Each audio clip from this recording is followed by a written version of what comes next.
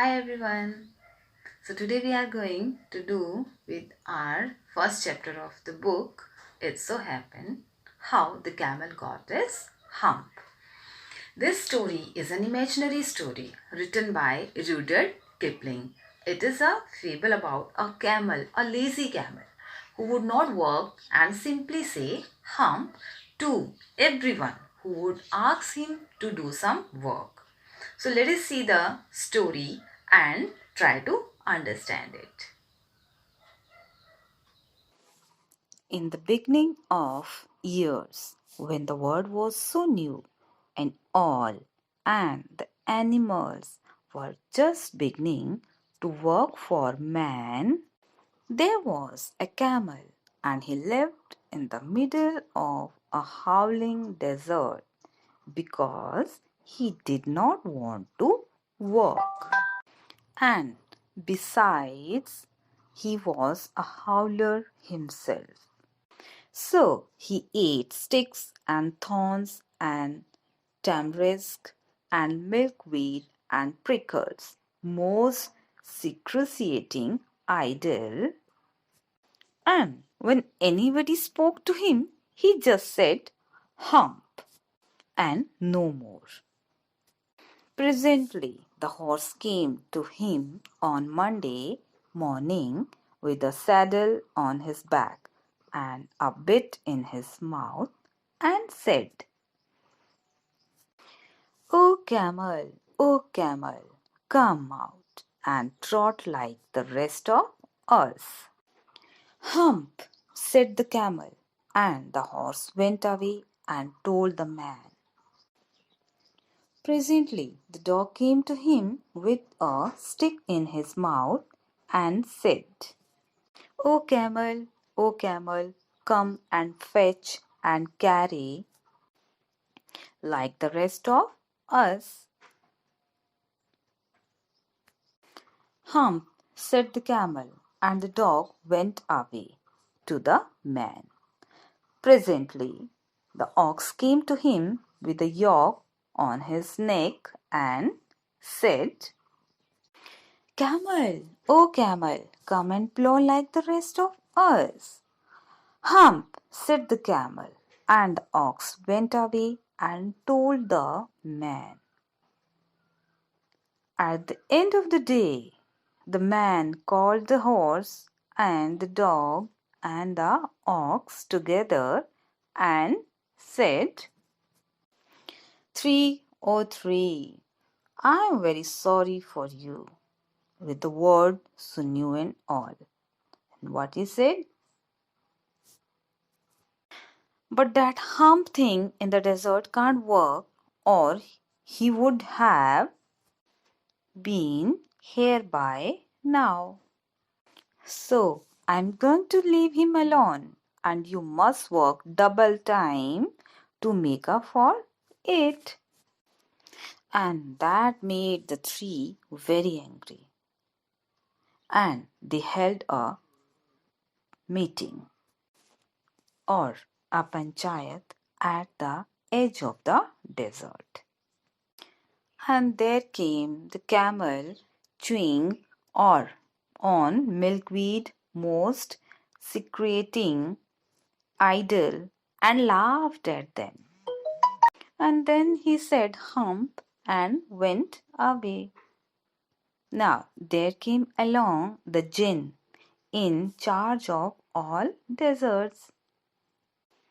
Rolling in a cloud of dust, the jinn said to the three of them.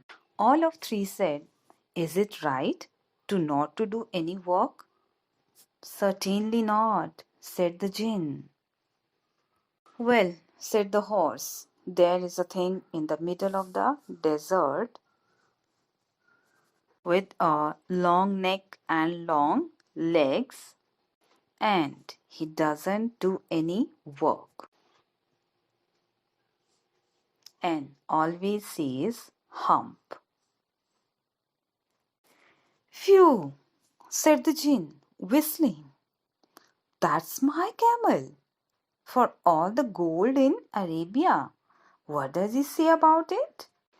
He says hump, said the dog, and he won't fetch and carry. Does he say anything else? Said the Jinn. Only hump, and he won't plow, said the ox. Very good, said the Jinn. I will hump him, if you will kindly wait a minute. The Jinn rolled himself up in the dust cloud and took a bearing across the desert. And he found the camel most secreting, idle, looking at his own reflection in a pool of water.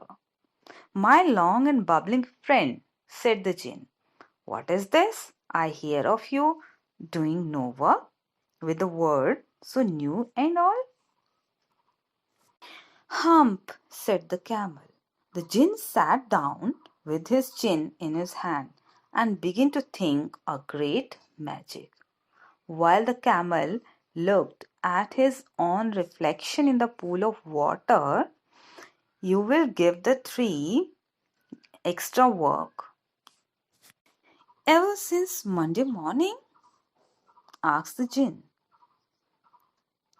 And all on account of your secreting with his chin in his hand. I shouldn't say that again if I were you, and said the Jinn. You might say it once too often. I want you to work, said the Jinn. And the camel said, hump, again and again. But no sooner he had said it than he saw his back, to which he was so proud of, puffing up into a great big lolloping hump. Do you see that? Said the Jinn. That's your very own hump that you have brought up your very own self by not working. Today is Thursday and you have done no work since Monday when the work began, and now you are going to work, said the Jinn. How can I, said the camel, with this hump on my back? That's made a purpose, said the Jinn. All because you missed those 3 days. You will be able to work now for 3 days without eating because you can live on your hump. And don't you ever say, I never did anything for you. Come out of the desert and go to the tree and behave. And the camel humped himself, hump and all, and went away to join the three, the dog, the horse, and the ox. And from that day to this, the camel always wear a hump missed at the beginning of the word. And he has never yet learned how to behave. That's all. I hope you got understood the summary of this chapter, this story very well.